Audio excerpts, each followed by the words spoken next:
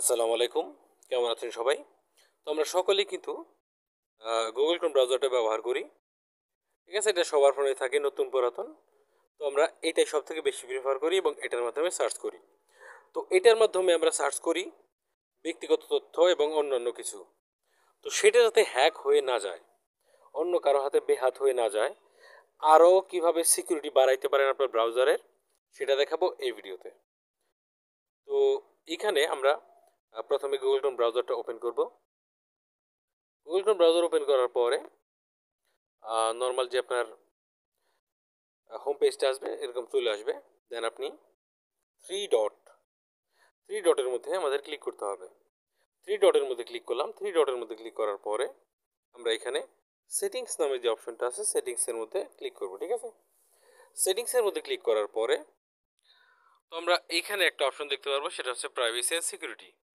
তো privacy and সিকিউরিটির মধ্যে ক্লিক করব।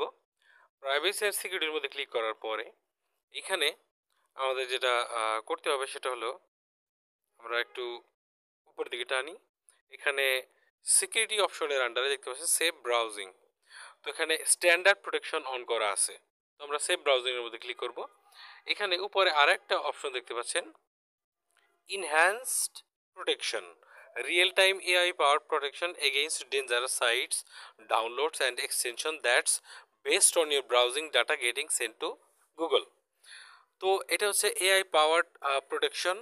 আপনার যেগুলা যে সাইটগুলো আপনি ভিজিট করেন সেগুলো যদি ডেঞ্জারাস হয়, অথবা আপনি যে সমস্ত জিনিস ডাউনলোড করেন সেগুলো যদি ক্ষতিকর হয়, অথবা যে সমস্ত এক্সটেনশন আপনি গুগল ক্রোম ব্রাউজারে ব্যবহার করেন সেগুলো যদি মানে ক্ষতিকারক হয়, তো সেক্ষেত্রে এই এই প্রোটেকশনের মাধ্যমে আপনি কিন্তু ওইখান থেকে বেঁচে যেতে পারবেন। তো আমাদের কি করতে হবে, ইনহ্যান্সড প্রোটেকশন এই অপশনটাতে অন করতে হবে। ঠিক আছে?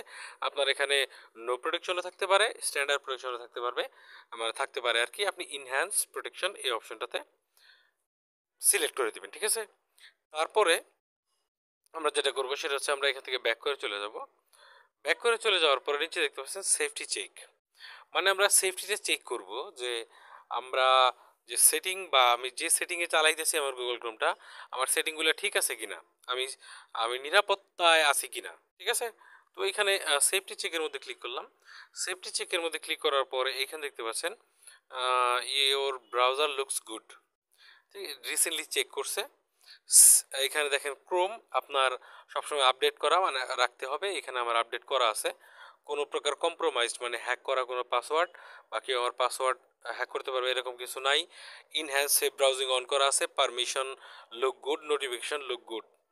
তো আমরা এখানে দেখতে পাচ্ছি আমাদের সকল প্রকার সেটিংস কিন্তু ভালো অবস্থানে আছে। আমরা এখন কিন্তু নিশ্চিন্তে আমাদের গুগল ক্রোম ব্রাউজার ব্যবহার করতে পারি। তো আজকের মতো এ পর্যন্তই, কথা হবে পরবর্তী ভিডিওতে। সে পর্যন্ত ভালো থাকুন, সুস্থ থাকুন।